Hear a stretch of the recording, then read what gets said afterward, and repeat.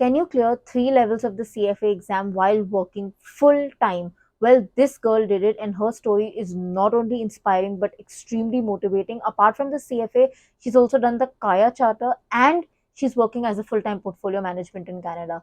This conversation is a must watch for all of you. Hi guys, and welcome back to my channel. My name is Tanishka and I hope you all are doing good. In another episode of the Tanishka Spotlight, where we have honest conversations and real growth. Today we have with us Urmi, who's not just a CFA charter but also a CAIA charter based out of Canada. She is actually from a very diverse culture. She's Bengali by birth, born in Italy, and currently she's working in Canada. And I think it is this cultural diversity that's also led her to be an author. She's written a book about discovering your identity, which I haven't read yet, but I'm pretty sure it's good because I've had a conversation with Urmi and you can make out the exposures she's had across the world. Without any further ado, and let's get to know her better, let's start this conversation. So, hello, Urmi. How are you today? I'm kidding you. I'm pretty sure I've missed out a lot of your achievements because you've really achieved quite a bit. But let's actually start with that. Why don't you tell us what you're currently doing? I believe you're working in the financial service industries in Canada, right?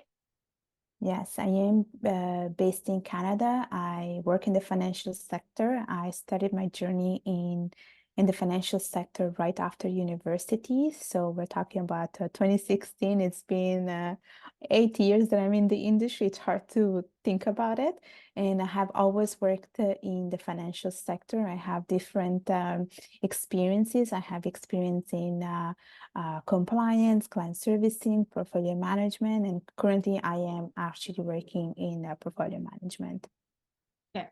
So, Urmi, when did you decide to go for the CFA charter? When and why? Like, what was the purpose behind it? So basically, what happened is I come from a background of finance, and I also did the honors in finance. And right after graduation, I was like, okay, I want to continue studying, but I did not start with my CFA journey until 2019. And what Okay. happened is I was a little bit hesitant at the beginning because I was like, okay, do I go with the CFA program or do I do something else related to finance?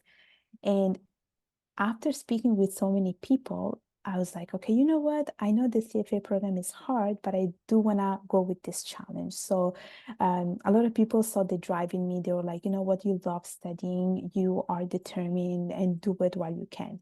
So, what happened is in 2019, I started with the CFA journey, and my main goal was really because I wanted to learn and to continue studying and to continue grow like personally.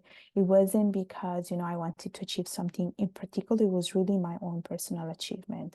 So it was in 2019 that I started with the journey. And then, of course, we had the pandemic. They postponed the exam like 2, 3 times for level two.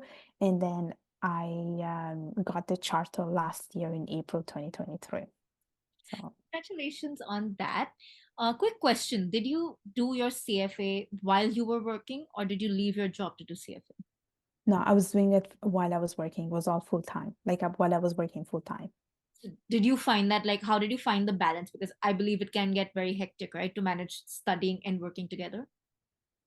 Yes, but here's the thing, you have to be able to manage your time really well. So, when they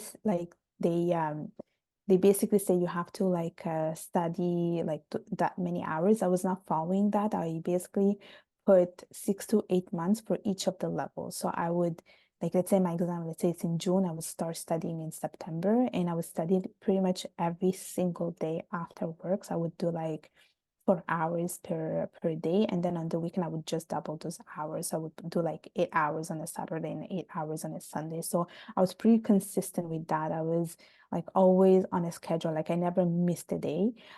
So I was always studying, and I was always studying for all those months until my exam date.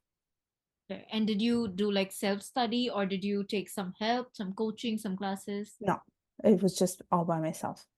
Wow, this is so inspiring in a nutshell. I am also like, wow, because It was like I lack discipline and time management, I feel. So I'm like very no, it was just all by myself. I just bought like approved like materials from approved providers, but I wasn't Like I did not have a teacher, I did not have a coach, I didn't have anyone to ask for questions. So I had to find my own answers basically. So I also want to ask you, since you were already working and then obviously you did the CFA, do you think, and which level or if all levels, that the CFA curriculum was designed to actually help you on the job as well? Did it better you as a professional? And if yes, then how? Yeah, I would definitely say level three is the one that is closest to what I do right now. Um, because level three is just portfolio management, and I can see how I can apply the knowledge from what I gained from level three in my current job, because we do that. We do portfolio management. We are serving like our like clients who are high net worth clients. So I can see how that it's coming to play. And of course, like now with the whole situation with the inflation, interest rate, that's also another thing that you see, that you saw in the level three curriculum and that you see also in real life, and how like you have to make decision based on that, like based on the macroeconomic landscape. So I would definitely say level three is the closest to what you do in real life. And of course, ethics, which you have in all the levels, that's also very present at work as well, especially when you're dealing with clients. You can see how it comes into play and why, it's like such a gray area. But once you start working, you start to see that it's not so gray, like actually makes sense. So yeah. I also want to ask you that do you think that because you did CFA, you were favored to get a better role or get the role that you wanted? Like, did CFA in any way, like the CFA charter or even the fact that you completed any level of the CFA, help you get a better job or guaranteed a better job or maybe added more reputation in that sense?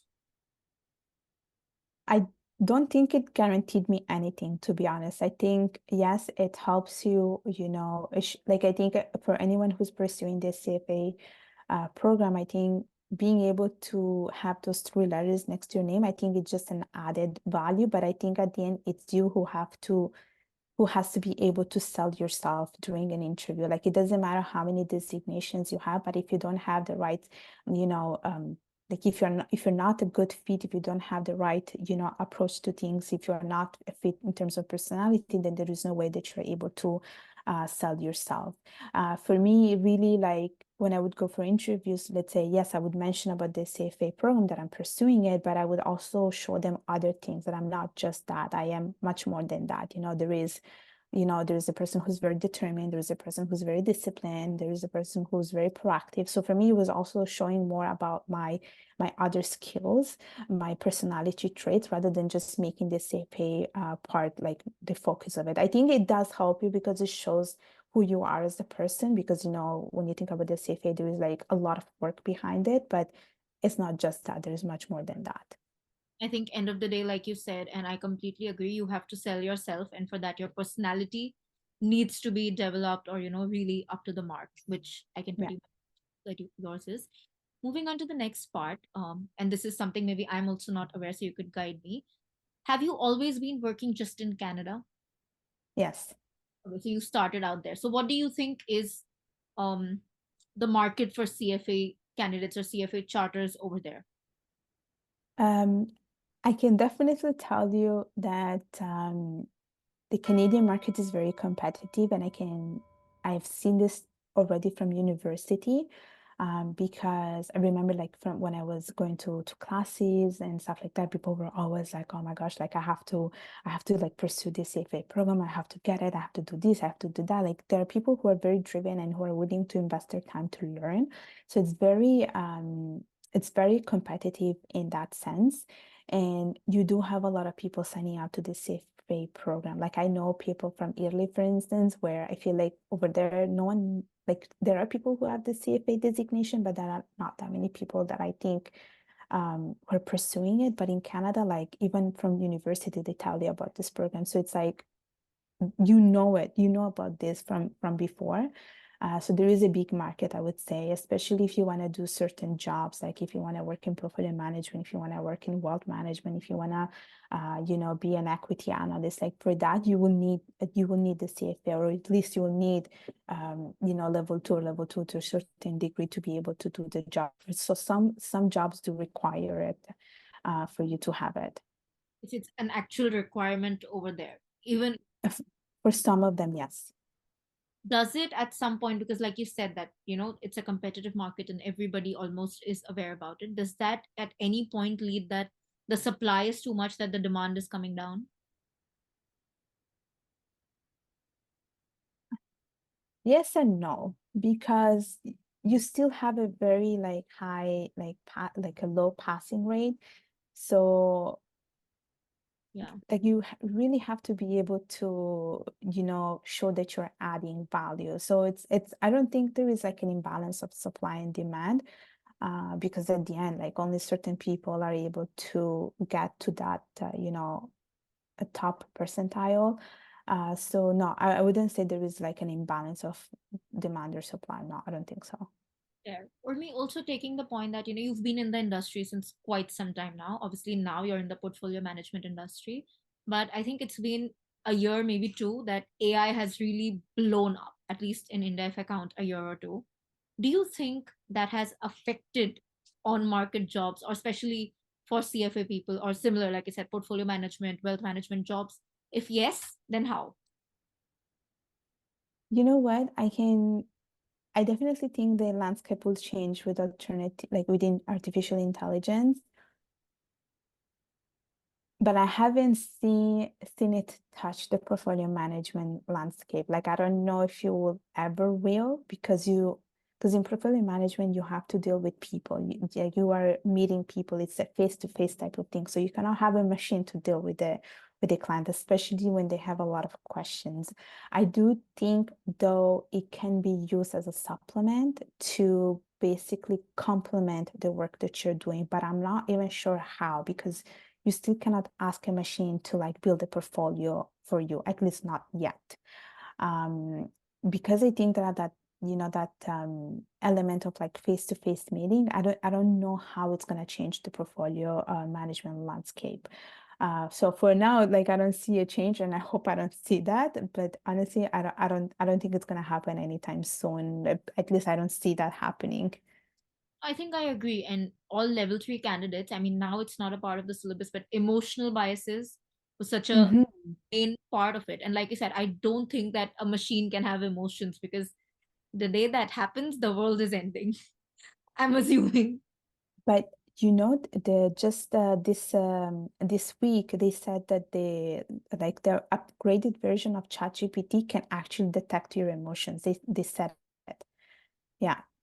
The world is ending then. Yeah. I think So robots we'll are see. ready to take over. But it's actually very, very scary, and it's very amusing, but it's very scary. Like if a machine or a robot can actually detect my Yeah. emotions. I think that's where we all have been drawing the line so far. Yeah. Anyway, before we go on to your next big achievement that I really, really want to talk about, that is the CAIA charter, I have one last question. Describe a day in the life of a portfolio management. What is your on the job tasks?